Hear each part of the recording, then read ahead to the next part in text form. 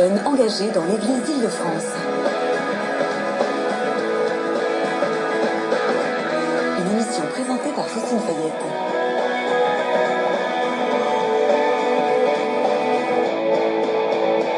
Bonjour et bienvenue, nous nous retrouvons comme tous les samedis matins dans Mission sur Radio Notre-Dame. Et ce matin, nous fêtons la Toussaint. Et pour fêter la Toussaint, eh bien, nous vous invitons ici à Radio Notre-Dame à remplir, à activer ce désir en vous de devenir saints, tous saints, oui, et même les jeunes. Et donc c'est toujours notre studio du samedi matin qui est rempli de jeunes. Alors aujourd'hui, les jeunes, ce sont ceux que je reçois ce matin qui participent à la comédie musicale Claire de Castelbajac. Alors c'est une comédie musicale qui est produite par Révélateur Productions. Et puis il y a aussi, on parlera aussi pendant cette émission d'un petit groupe Facebook qui s'appelle Devenir Saint. Donc mes jeunes du jour, bien je vais faire un petit tour de table. Alors on a Aurélie, bonjour. Bonjour. Aurélie, donc vous avez 24 ans, vous travaillez chez Digitic, voilà, et vous travaillez aussi, parce que vous avez deux vies en fait un peu, vous travaillez depuis 3 ans pour Révélateur Productions, vous vous occupez surtout actuellement de la communication, si j'ai bien compris. Oui, c'est ça. Voilà, alors vous nous direz un petit peu, qu'est-ce qui se passe et comment on communique autour d'une telle comédie musicale. Avec vous, Prudence, bonjour. Bonjour. Alors, Prudence Auguel, vous avez 19 ans, vous êtes, vous, étudiante dans une école de musique, et vous avez fait 3 comédies musicales déjà avec Saint-Jean Révélateur, et là, vous allez vous tenez le rôle de la princesse Laure, donc ça donne envie. Mais voilà, c'est ça. Est-ce que vous avez une robe de princesse? Thibaut aussi, bonjour Thibaut. Bonjour. Alors Thibaut, donc 16 ans, et vous, ça fait aussi la 3e comédie musicale que vous faites. Oui. Et là, vous allez jouer, alors vous jouez plusieurs rôles, dont un italien, c'est ça? Oui. Avec l'accent? Et un petit dragueur. Et puis un manifestant aussi. Voilà, on verra un petit peu les différents tableaux de cette comédie musicale. Alors, qui dit comédie musicale, bon, dit acteur, mais dit musique aussi. Voilà un petit peu ce qu'on entendra.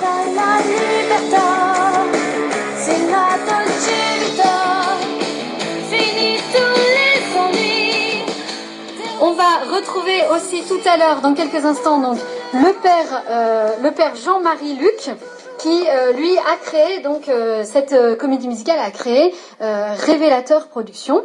Et puis on aura aussi en fin d'émission Jean-François Berne du groupe Devenir Saint. Alors petite précision et grande nouveauté, cette émission a une page Facebook. Alors vous allez aller sur votre Facebook, vous tapez mission/Radio Notre-Dame. Et vous pouvez poser vos questions en direct, vous pouvez poster des commentaires et mes invités se feront un plaisir de répondre à vos questions. Voilà, donc Facebook, mission/Radio Notre-Dame. Et puis vous pouvez toujours nous suivre sur notre site internet et sur 100.7 FM. Alors, je crois que le père nous a rejoints. Alors, bonjour père. Bonjour Faustine, voilà. Bonjour à tous et à chacun, et surtout, bonne fête. Bonne fête. Je vois que vous avez toujours la pêche, hein. Ah ouais, surtout le jour de la Toussaint, oui. Vous m'invitez au bon moment là. Ah je suis contente. Alors justement, vous n'êtes pas sur Paris, hein, vous êtes dans un monastère, enfin on peut pas appeler ça comme ça, un prieuré. Exactement, ouais, voilà. Ouais. Et puis ce matin, je vais aller célébrer la fête de tous les saints avec des paroissiens dans le Cantal. Là. Ah alors on vous confie tous les auditeurs de Radio Notre-Dame et nos chers invités qui sont avec nous. Quelle joie de fêter tous les saints, vous vous rendez compte, hein, tous ces saints du ciel qui se réjouissent avec nous. Ah ouais, là je crois que c'est c'est sensationnel. Alors, petit zoom, petite question sur la comédie musicale. Donc, une comédie musicale sur le personnage de Claire de Castelbajac. Pourquoi avoir choisi Claire de Castelbajac, qui est donc dont le procès en béatification est en cours, donc qui n'est pas forcément encore très connue, mais qui est une jeune, une jeune qui s'est fait connaître par la force de sa foi. Pourquoi l'avoir choisie elle? Eh bien justement, elle n'est pas encore très connue, mais elle va l'être, hein, parce que son procès de béatification est en cours, hein, ça va arriver bientôt, j'espère, hein, en son temps en tout cas, parce que Claire de Castelbajac, c'est une sainte exceptionnelle, pleine de joie, elle est toute proche de nous, hein. On va fêter les 40 ans de sa naissance au ciel en janvier 2015, donc c'est d'abord aussi un anniversaire et un clin d'œil, mais Claire, elle a beaucoup à nous apprendre, hein. C'est une jeune de son temps, rempli de l'espérance et de la joie de Dieu. Ce qu'on connaît surtout de Claire, c'est sa confiance et surtout sa joie. Mais ce qu'on oublie de trop, et c'est pour ça qu'on a voulu monter un spectacle sur elle, ce n'est pas uniquement que la joie, Claire de Castelbajac, c'est aussi la confiance et la louange. Ouais. Et alors, elle a été saisissante durant toute sa vie. Elle est passée comme une comète, voilà, sur cette terre. Mais elle est décédée à quel âge? Elle est décédée à 22 ans. Ah 22 oui, ans. Donc elle n'était pas religieuse, elle n'était pas. Mais sa caractéristique, c'est la louange. Elle dit, par exemple, je suis tellement heureuse que si je mourais maintenant, donc ça tombe bien. Alors en ce moment, on fête les saints, mais aussi les morts demain. Si je mourais maintenant, je crois que j'irai au ciel tout droit, parce que le ciel, c'est la louange de Dieu, et j'y suis déjà. Donc elle vivait déjà sur cette terre de quelque chose de la louange de Dieu. Et alors elle nous apprend quelque chose de la sainteté et de Dieu, comme tous les saints d'ailleurs. Hein. Chaque saint nous apprend quelque chose de Dieu. Mais elle alors, ça c'est incroyable. Voilà, c'est une belle figure à découvrir. Alors justement, je vais donner quand même les dates que j'ai oublié de donner en début d'émission.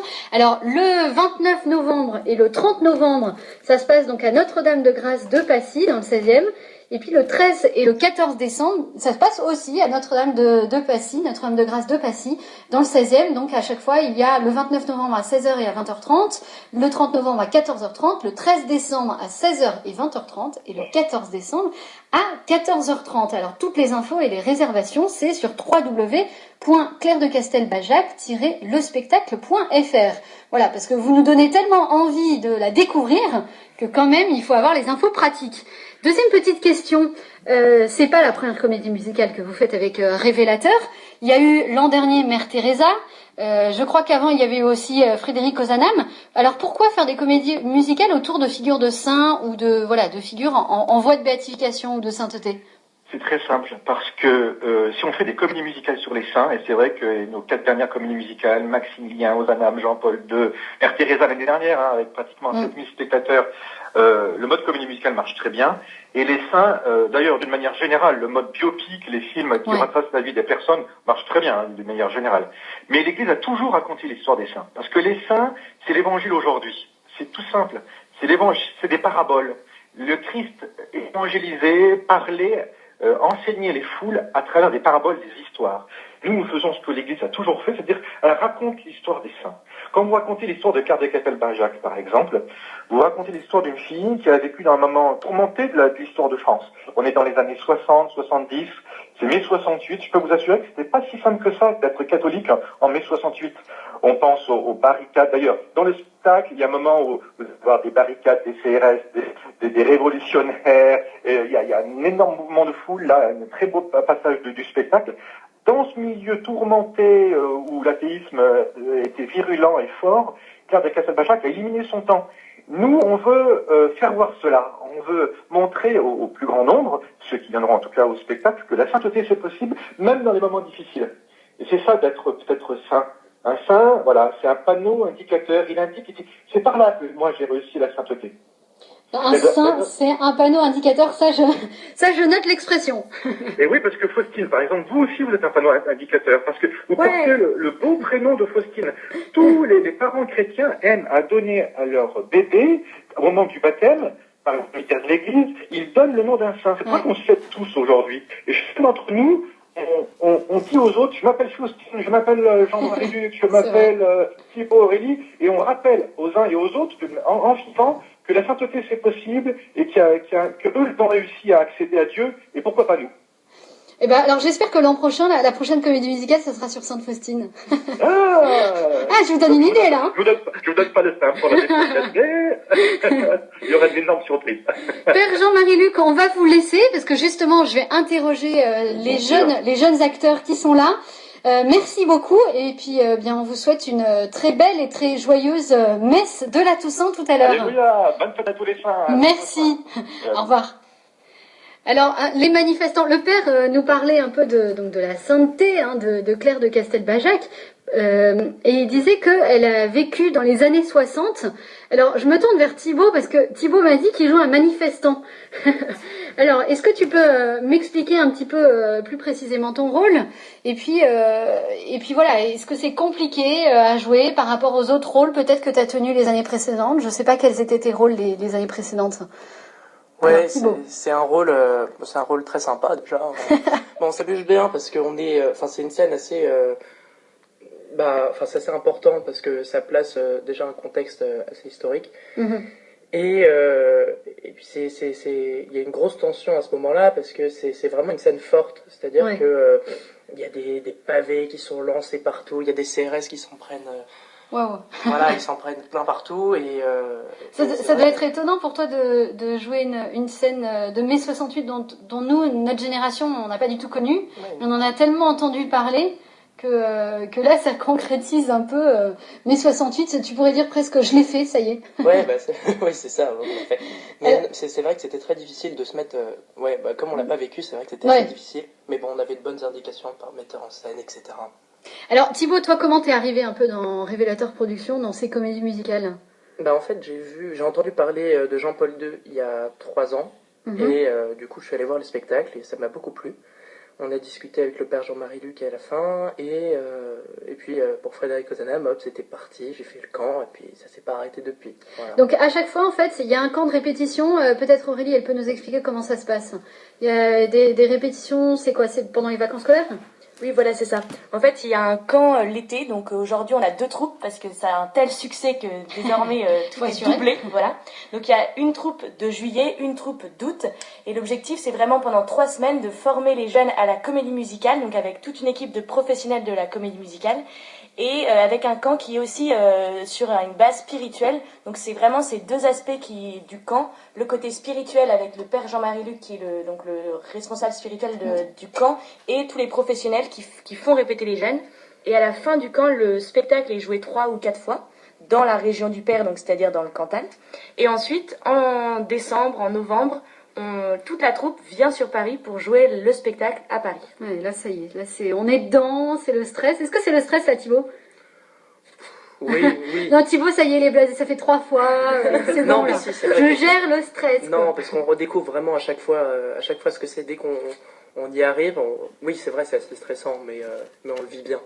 Alors, Prudence, la princesse Laure, c'est qui? Donc c'est votre personnage.